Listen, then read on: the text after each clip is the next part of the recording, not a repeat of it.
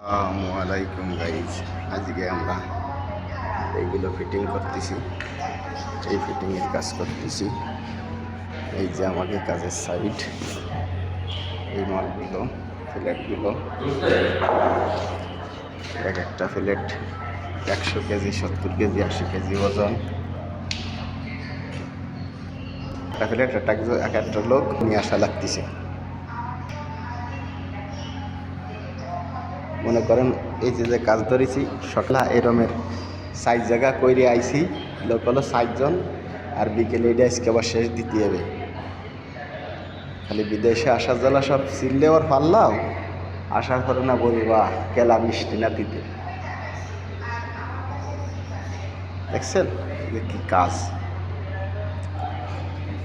এই দেখেন এইগুলোতে বাংলাদেশের ব্রিজে কাজ করা লাগে। আর এইগুলো আমরা এই রুমের ভিতর দিয়ে এগুলো ই করতেছি।